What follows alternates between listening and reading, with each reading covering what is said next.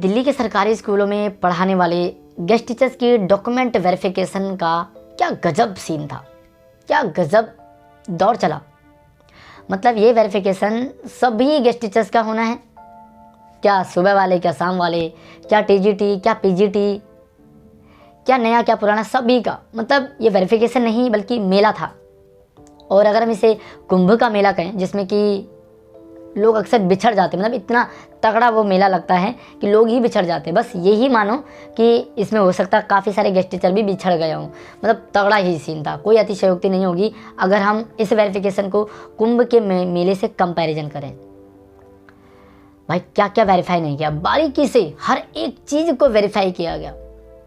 क्या आधार कार्ड, क्या PAN card, क्या राशन कार्ड, क्या बैंक डिटेल, भाई एकेडमिक 10वीं के 12वीं के, joining letter, appointment letter, relieving letter, experience letter. भाई सच में क्या लेफ्ट वाला थंब, क्या राइट वाला थंब, क्या नाक, आँख, कान, ठोडी, भाई सब कुछ वेरीफाई कर लिया गया। क्या सिग्नेचर, बस कुछ भी नहीं छोड़ा। मतलब क्या था ये, और ये क्यों था? बहुत सारे सवाल भी भैया आना तो लाजमी है, गेस्ट टीचर्स के मन में बने हुए। इसी बीच ये भी खबर आ रही है कि गेस्ट टीचर्स को परमानेंट किया जा रहा है। गेस्ट टीचर्स को परमानेंट करने का एक प्रोसीजर है जिसके तहत उनके सारे डॉक्यूमेंट वेरीफाई किए गए। लेकिन मैं तो ये कहूँगा कि एक परमानेंट टीचर्स भी जब अपॉइंट होता है तो वो भी इतने तगड़े वेरिफिकेशन से नहीं गुजरता है। उसके भी इतने वेरीफाई नहीं होते हैं कि हर एक साल के डॉक्यूमेंट को, ज्वाइनिंग लेटर को, रिलीविंग लेटर को, एक्सपीरियंस लेटर को इतना वेरीफाई नहीं किया जाता। क्या ये सच में गेस्ट टीचर्स परमानेंट हो रहे हैं? और अगर आप सच्चाई जानोगे ना तो आप और भी हैरान हो जाओगे, आपके पैरों तले ज़मीन खिसक जाएंगी। मतलब ये वेरिफिकेशन प्रिंसिपल का होना था, ये वेरिफिकेशन गेस्ट टीचर्स का हो गया। भाई गेस्ट टीचर्स नहीं बल्कि ये बाबा जी का घंटा हो गए कि जो मर्जी आता है और बजा जाता है। कभी एजुकेशन डायरेक्टर साहब स्कूलों का औचक निरीक्षण करते हैं तो भाई उनको भी बजाने को कुछ नहीं मिलता और गेस्ट टीचर को बजा जाते हैं। कभी टर्मिनेट, क्या रिलीव कर जाना, परमानेंट। प्रिंसिपल का भी मन करता है तो भाई जब मर्जी उसे लगता है कि पर्सनल असिस्टेंट है उनके, वो भी भाई गेस्ट टीचर्स को बजा जाता है। अब भैया एलजी ने भी सोचा कि थोड़ा मैं भी बजा लूँ, है ना, जब बजाने में मज़ा ही आ रहा है तो यार सब बजा रहे तो मैं भी बजा लूँ। ये सीन चला वेरिफिकेशन में। मतलब इतने परेशान हुए गेस्ट टीचर, इतने परेशान हुए और समझ नहीं आया कि आखिर क्यों किया गया इतना परेशान।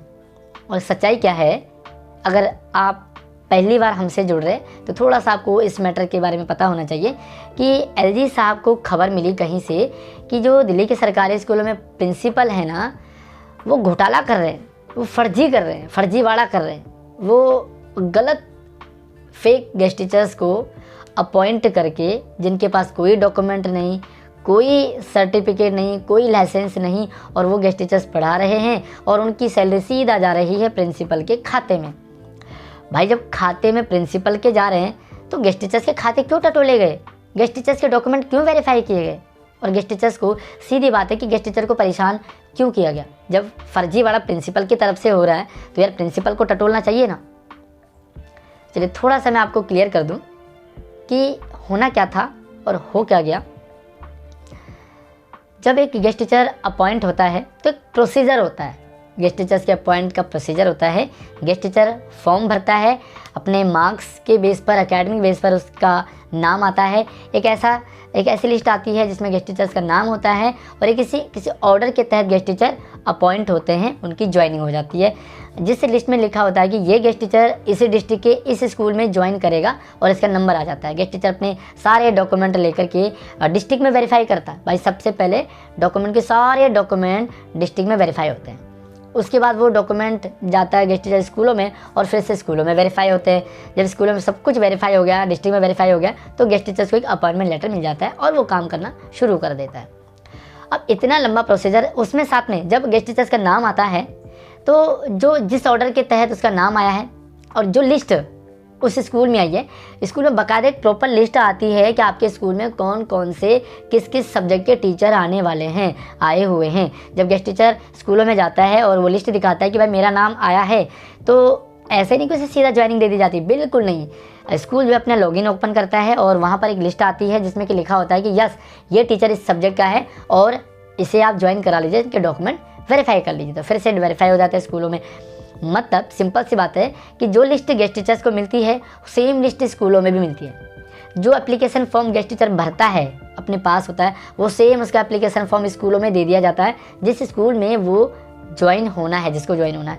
मतलब सारे डॉक्यूमेंट डिस्ट्रिक्ट में जमा हो रखे हैं, सारे डॉक्यूमेंट फिर से स्कूलों में जमा कर दिए और सब कुछ स्कूलों में है, एक एक चीज़ है, अंगूठे लगाए गए हैं, फ़ोटो दिया गया है, आधार कार्ड दिया गया है, अपने सारे डॉक्यूमेंट दिए गए हैं। तो भाई ये फिर से वेरिफिकेशन का ड्रामा क्यों?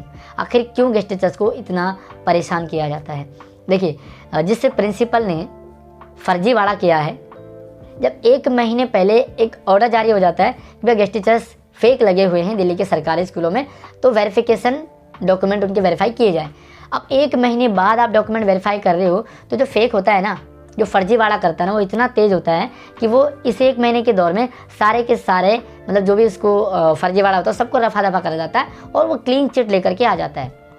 अब सिंपल सी बात है कि ये उन प्रिंसिपल को भी डरने की कोई ज़रूरत नहीं थी जो सिस्टमेटिक वे में काम कर रहे हैं।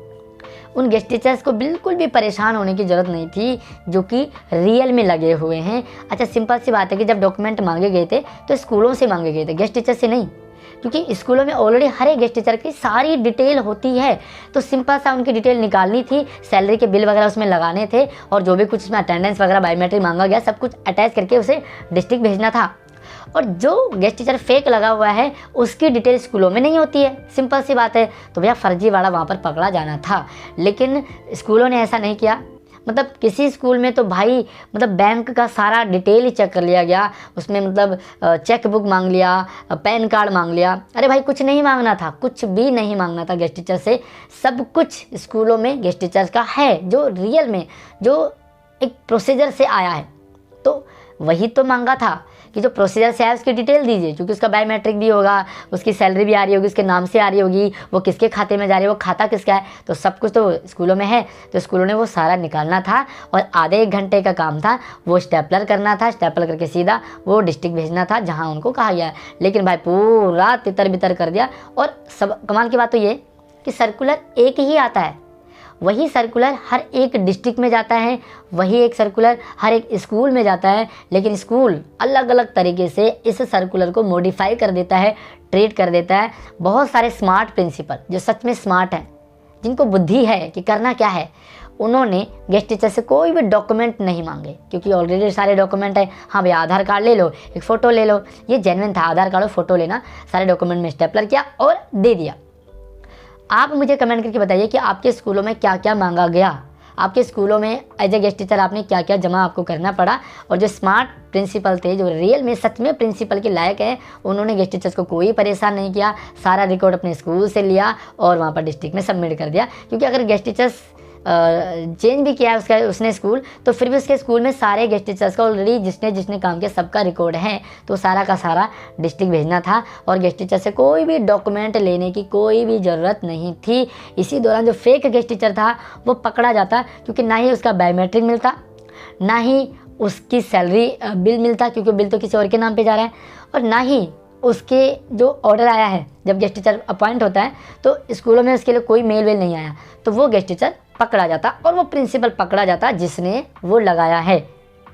यार बस यही मुझे आपसे कहना था कि ये कमी इसलिए होती है क्योंकि गेस्ट टीचर्स अपनी आवाज़ नहीं उठा पाते, अपनी आवाज़ को रख नहीं पाते हैं, और बस जो स्कूल जो प्रिंसिपल जैसा मोड़ता है वैसा। फिर मैं कहूँगा कि गेस्ट टीचर नहीं बल्कि ये बाबा जी का घंटा है, हर कोई से अपने अकॉर्डिंग बजा रहा है, बजाता आया है और इन फ्यूचर वो बजाता रहेगा जब तक गेस्ट टीचर में यूनिटी नहीं होती। बाकी इस वीडियो को शेयर कर दीजिए ताकि ये सच्चाई सामने आए, क्योंकि एलजी साहब तक तो पता ही नहीं है, एलजी साहब को पता ही नहीं कि आखिर में हुआ क्या।